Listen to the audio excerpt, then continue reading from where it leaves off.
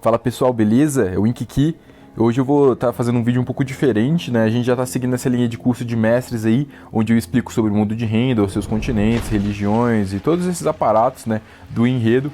Entretanto, o vídeo de hoje vai focar um pouco mais nessa parte técnica. De forma semelhante ao que eu fiz, por exemplo, no curso para você narrar para um fio d'algo, eu vou fazer agora, da mesma forma que eu fiz também um curso de como narrar prova de fogo, que é aquele ponto de vista sobre as funções de um mestre, como ele prepara a narração, como ele elabora, né, ali um inimigo, um enredo, uma trama, uma investigação, e eu vou estar tratando desse vídeo aqui como se fosse um guia definitivo do mestre de Render, tá? Lembrando que eu não faço edições durante o vídeo, então se eu errar alguma coisa vocês relevem, por favor. E vamos lá, eu vou começar falando, né, sobre essa parte importante, que é a responsabilidade de um mestre. Vamos começar definindo o que é o mestre. Bem, você estabelece o mestre, né, como sendo aquela pessoa que vai narrar as missões dentro de um dado sistema de RPG, dentro de um dado mundo. E muitas vezes, na maior parte das vezes, né, com algumas poucas exceções, esse mestre, ele não é quem criou o sistema. Ele está utilizando o sistema criado por outra pessoa, ele faz ali algumas modificações para se enquadrar melhor na campanha dele, faz uma adaptação, ou puxa mesmo na internet, né, alguma versão que vai acabar se adequando melhor à campanha que ele pretende narrar. Entretanto, na maior parte das vezes o mestre não criou o sistema. E por que isso, né, é comum? Porque a maior parte das pessoas que querem mestrar, elas não querem necessariamente desprender ali o seu tempo para construir um sistema complexo que vai conseguir elaborar ali todas as formas dos jogadores se divertirem com suas fichas, de fazerem as suas rolagens de dados, de às vezes utilizarem dado equipamento que ele precisa utilizar, e aí, em vez disso ele pega um sistema que já está pronto, estuda esse sistema que é muito mais fácil do que criá-lo, e você consegue, né, narrar em cima disso, porque todos estão sabendo das regras. Mas mesmo quando o sistema ele já existe, o mestre tem essa responsabilidade de adequar o sistema à campanha, e não o contrário. Então, quando você pega, por exemplo, que eu sou um mestre e eu quero narrar uma campanha cyberpunk, eu não quero utilizar um outro sistema, eu quero utilizar o sistema do Dungeons & Dragons 5ª edição, mesmo se for uma campanha cyberpunk, eu tenho a responsabilidade de adaptar o sistema para que ele fique daquela forma. Eu não tenho a responsabilidade de fazer meus jogadores darem um jeito de usar o sistema de um RPG medieval para jogar uma campanha cyberpunk, porque quem está narrando sou eu. Então, esses mecanismos de regras, o mestre é a autoridade, a gente não pode delegar essa função para outros jogadores. Então, na mesa, o mestre, além de ter essa responsabilidade de adequar o sistema, ele também é a autoridade que vai ditar como esse sistema vai funcionar, mesmo que não tenha sido ele a criar o sistema frente a uma campanha. A gente vê muita gente que joga RPG por meio de servidores, de sites e etc, que são pagos, e o mestre fica muito preso, né, ao sistema, porque o jogador paga para jogar D&D 5ª edição, por exemplo, e aí o mestre ele precisa se prender àquilo e não fica uma experiência tão divertida. Então, a responsabilidade do mestre, ela tá ali junto da sua autoridade. Ao mesmo tempo que ele tem que elaborar, né, uma maneira de usar esse sistema para a campanha que ele está se propondo a narrar, ele precisa também agir como uma autoridade e fazer com que essas regras valham, entendeu? Não é uma questão de, o mestre está modificando o sistema, eu não gosto. O mestre é o mestre, ele vai modificar o sistema da maneira que ele achar mais adequado, e aí é uma questão de dosimetria do mestre também para não fazer algo que vai ficar, né, ruim, que não vai ficar agradável aos jogadores.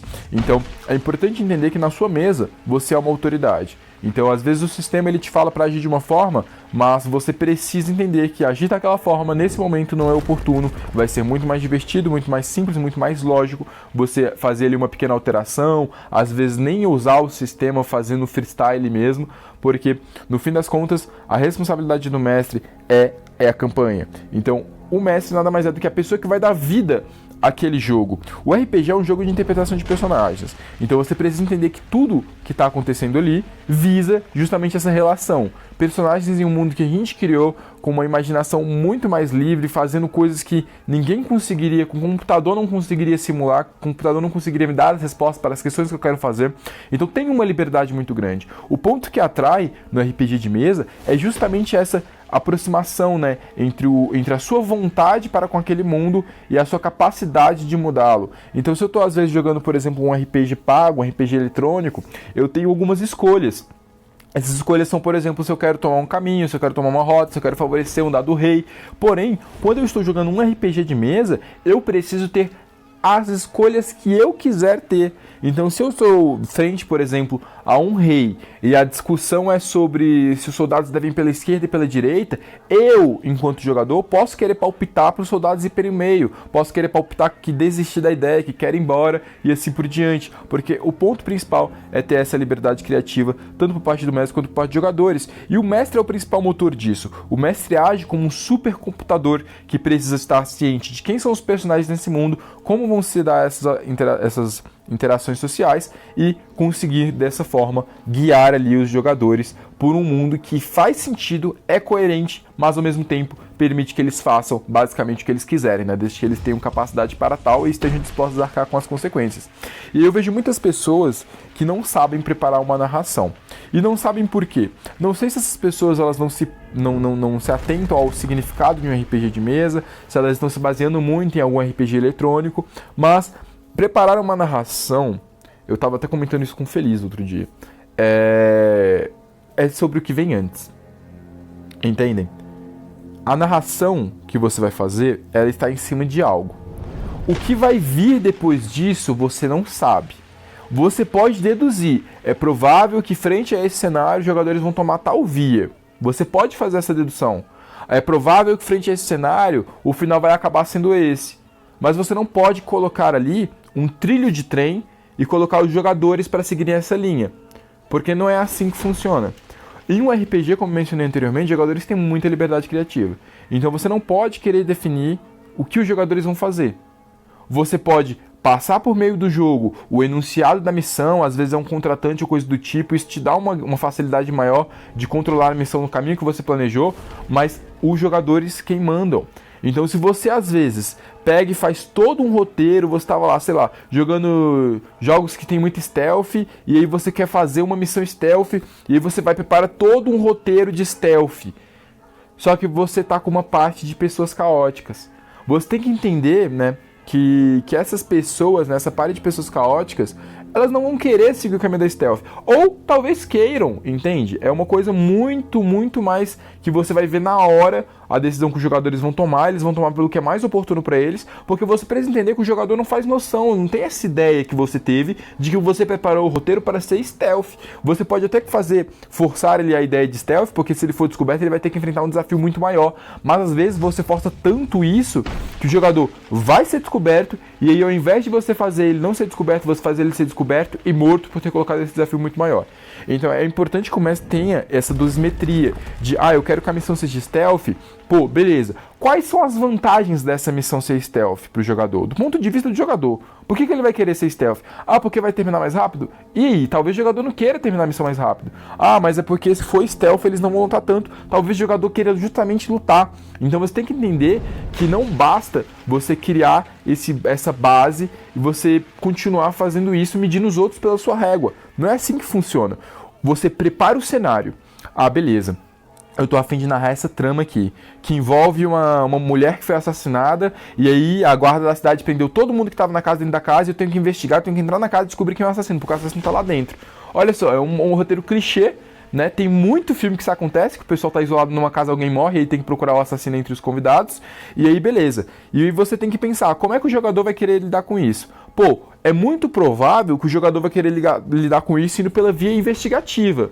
Ótimo! Então eu tenho que ter meus NPCs preparados ali, eu tenho que pensar o que cada NPC sabe, o que cada NPC viu, eu tenho que fazer a linha cronológica dos acontecimentos desde que eu comecei aquele encontro, e às vezes até antes. E essa linha cronológica, ela é muito mais uma coisa que só o mestre vai ficar sabendo do que uma coisa que você vai entregar para os jogadores logo de cara. Porque para você não ter falta de lógica, para você não ter falta de coerência em uma missão investigativa, você precisa chegar e definir, ok, nessa minha missão, quem vai ter matado vai ter sido esse cara. Porém, quem tava perto na hora não viu, e vai ser o principal suspeito, é esse outro cara. E ainda por cima, esse outro cara, ele vai ter uma prova, ele vai ter chances de ser o culpado, né? Vai ter algumas suspeitas, porque ele já teve um relacionamento com a ex daquele cara. Olha que legal. Esse cara aqui vai ficar como principal suspeito. Mas não foi ele, porque esse outro cara que tinha pego essa porta aqui por trás, que não sei o que, e quem sabia dessa porta aqui por trás era outra pessoa, e assim por diante. Você constrói a missão antes, você sabe todos os detalhes da missão antes, mas às vezes os jogadores nem vão descobrir isso.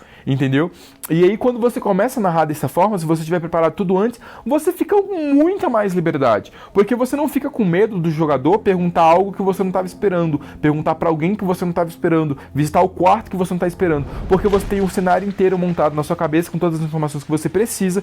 Então ele pode perguntar para qualquer NPC que você vai saber se esse NPC sabe de alguma coisa ou não. Às vezes ele vai e pergunta para o NPC X, e o NPC X, quando você estava lá planejando como seria esse assassinato, ele estava na cozinha, ele nem viu nada. Então você não precisa ficar preocupado de às vezes falar que esse NPC não viu nada, e aí no meio da missão você tem que mudar e fazer ele ter visto, porque senão alguma coisa não faz sentido. Eu vejo muito mestre que peca nesse sentido. Um mestre que não prepara direito o que aconteceu antes dos jogadores chegarem, e ele precisa ficar calibrando ali, fazendo plot, não sei o que, em cima dos jogadores. E outra coisa, se você não preparou o cenário, você não preparou, você fez a missão meio que sem roteiro, você fez a missão no foda-se, tudo bem, ok.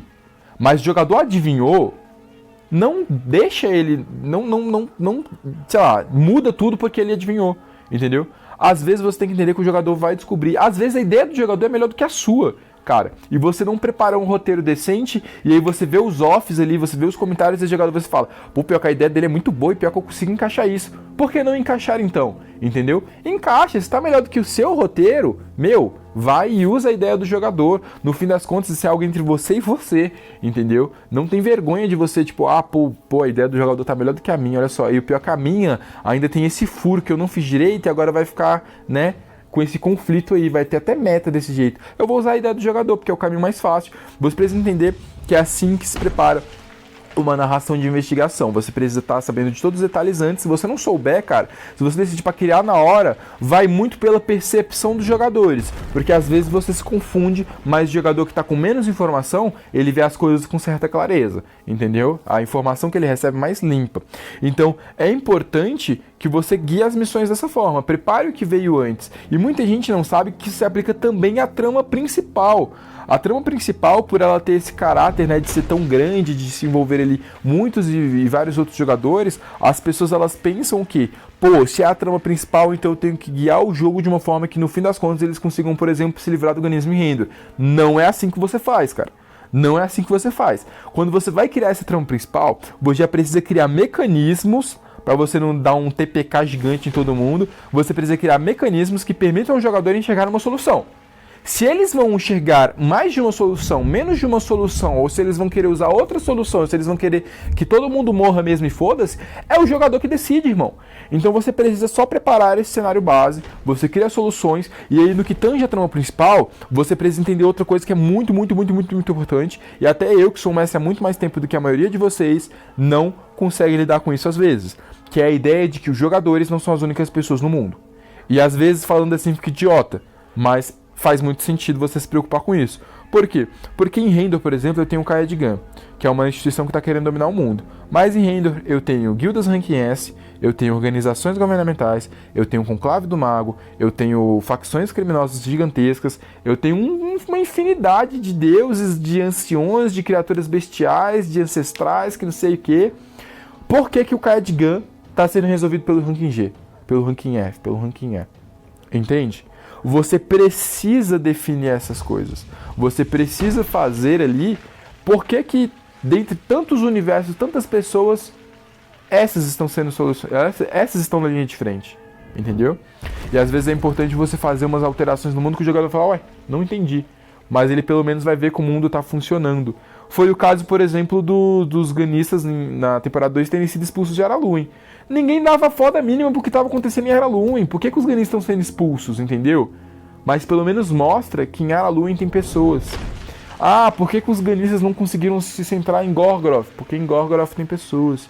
Ah, então quer dizer que do nada a Avon ainda não foi conquistada? Porque em Avon tem pessoas. Ué, N-Exaust tá com rebelião? Porque em N-Exaust tem pessoas. E assim por diante. E você trabalhar com essa pegada é muito importante. E aí você cria plots para os jogadores eles terem essa importância na trama principal, mas não deixa todas as decisões sendo tomadas pelos jogadores. Você às vezes cria um cenário em que algumas decisões já estão pré-listadas por NPCs, e aí os jogadores só vão dar aquele empurrãozinho. Isso já faz eles terem importância e ao mesmo tempo faz com que os outros personagens do mundo também participem, certo?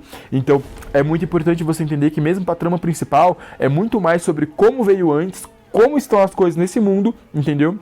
do que você simplesmente chegar lá, falar que os jogadores eles precisam vencer X, e aí você narra as missões visando vencer X, porque a sua missão vai ficar linear, a sua trama vai ficar linear, e ela vai ficar um saco. Essa é a realidade. Se você faz uma trama em que você dá pro jogador o caminho que ele precisa seguir de forma tão óbvia, entendeu? Não tô falando de você dar uma sugestão, porra, acabou de cair essa cidade, mas vocês lembram daquele aliado que vocês conquistaram? Ok, isso é uma sugestão, entendeu? Agora você colocar, beleza pessoal, hoje eu vou narrar essa missão aqui que envolve vocês fazendo isso, amanhã vai ter a missão vocês fazendo aquilo, e amanhã a gente vai ter outra missão vocês fazendo aquilo. Não é assim que funciona. Você vai fazer com que os jogadores, eles estejam jogando sabe aqueles jogos de tap que você só fica tocando na tela do celular? Basicamente aquilo.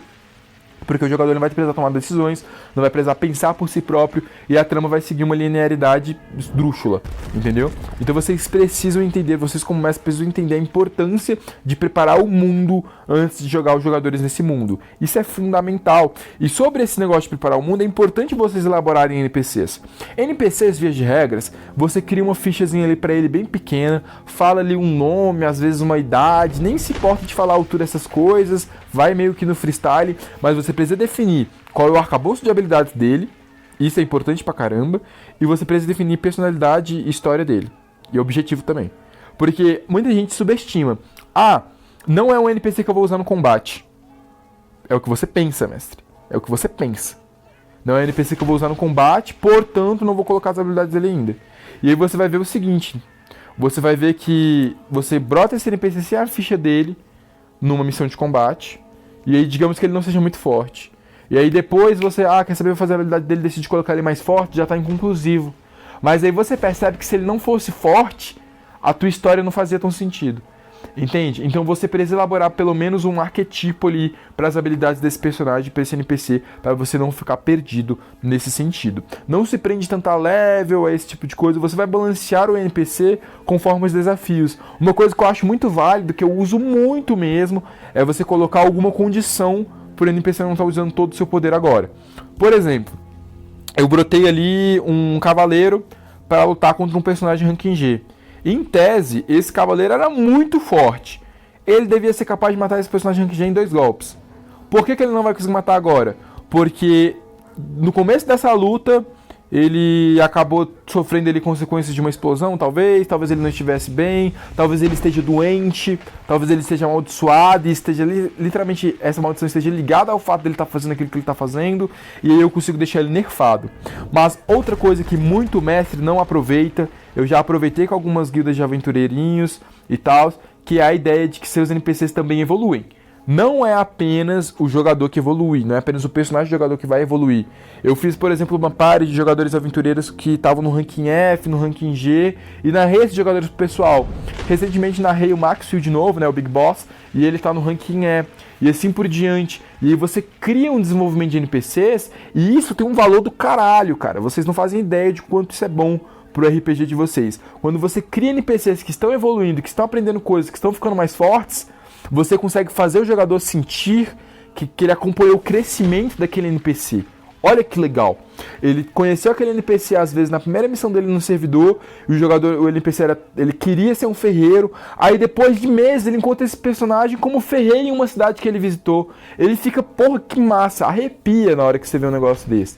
E é um negócio muito interessante, não custa muito pro mestre fazer, ele só precisa ter carinho com as missões que ele narra, para deixar esses ganchos para ele ligar no futuro. Mas independente disso, assim como esse negócio de personagens que crescem, os efeitos que os jogadores fazem no mundo, eles teriam de ser concretos. O mestre precisa ficar atento para isso. Por quê? Porque da mesma forma que o jogador fica arrepiado quando ele vê um NPC que ele encontrou fraco, forte no futuro, ele fica arrepiado quando ele percebe que a pessoa que ele ajudou no passado hoje tem uma importância maior, que a vila que ele salvou hoje tem uma importância maior, que a vila que ele deixou de ajudar hoje está pegando fogo, e assim por diante. E o mestre precisa ter essa noção de trabalhar efeitos concretos no mundo. Cara, é muito importante isso, faz toda a diferença quando você vai narrar, e no fim das contas, quem decide qual vai ser o efeito concreto que o jogador vai deixar no mundo é o jogador, entendeu? Porque quem decide, mestre, é o jogador. Sai um pouco dessa tua ideia de que você quem manda nas missões que você narra, no sentido de enredo. Não é. Ninguém manda. Eu às vezes fico triste porque um NPC meu morre e o pessoal fica achando que eu tô zoando, entendeu? Eu não tô zoando, porque quando você abre uma missão, você preparou o que veio antes. Eu, como mestre, quando eu coloco o Azeroth em outro mundo com um monte de jogadores, eu preparei como seria aquele mundo, quem iria para aquele mundo, quem estava indo para aquele mundo. Eu, como mestre, preparei isso. O que acontece depois que eu já comecei a narrar, eu não controlo. Porque eu, como mestre, tenho um compromisso de ser fiel ao que eu preparei antes. Eu tenho um compromisso de ser fiel. Se eu vejo que um NPC que eu gosto muito vai acabar morrendo porque o mundo que eu lancei ele estava assim, eu, como mestre, entendo, eu, Ink, entendo que eu tenho uma responsabilidade, com o risco de não estar sendo um bom mestre se eu não fizer, de fazer com que o mundo tenha as consequências, inclusive, para os NPCs. Então, se eu coloco o Azeroth no mundo top lá, e ele tá em uma guerra, e aí tem NPC, e aí a Aika tá lá no meio, e aí tem anjo no meio também que quer matar o Azeroth, e aí vão atacar a Aika pra ele ser usado, eu analiso as minhas fichas, eu encontro o mestre. Caramba, o Azeroth tá nessa circunstância. O que eu posso fazer pro Azeroth sair dessa? Eu tenho que pensar como o Azeroth. Pô, eu posso tentar fugir pro portal, mas a Aika fica pra trás. Fica a Aika e Requiem pra trás. O Azeroth faria isso? O Azeroth não faria isso. O Azeroth ficando, tem alguma chance de sobreviver? Tem. Se alguém puxar a Aika, ele consegue fugir. Jogador, rola o dado pra puxar a Aika. Não deu certo, foi o que aconteceu na missão. Então o Azeroth não tem outra opção. Ele vai se sacrificar pela Aika e é o que acontece. E aí eu vou ficar triste como Ink? Eu vou ficar triste como Ink, porque eu gostava pra caramba do Azeroth. Mas acontece, entendeu? É um negócio que você precisa saber lidar. A mesma coisa aconteceu com o Yudai e o Bob. Bob, você vai levar esse pessoal pra enfrentar a Júlia mesmo? Vou. Beleza. Eu narrei o que tinha antes, pessoal. Eu narrei um grupo de Tulis que estavam dispostos a sacrificar pelo Bob, sacrificar pela causa, e eles fizeram isso. Erodilion chega e mata o Yudai. Acabou, era o que estava previsto. Uma fusão de 3 Tulis, o que acontece quando eu faço uma fusão de 3 Tulis? Ah, brota um anjo, beleza. Então o Idak vai brotar, o Erodilion vai brotar e aí acontece. Acontece muito isso, cara.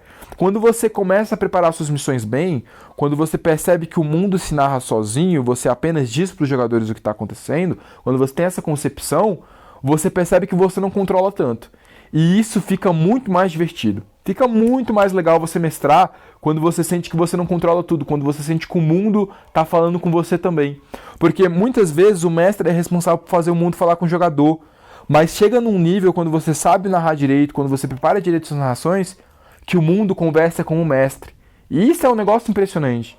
Principalmente um RPG que nem Render, que a gente tem vários mestres, isso é muito bom, isso é gratificante demais. Que é a ideia de que você também está se divertindo, você também está jogando mesmo sendo mestre. E aí você fica excitado com uma missão, você fica feliz, você fica entusiasmado, você fica triste. Porque você não controla tudo. Quando você controla tudo, quando suas missões não tem nada que te dê satisfação ao mestrar, mestre, é porque você não está mestrando direito.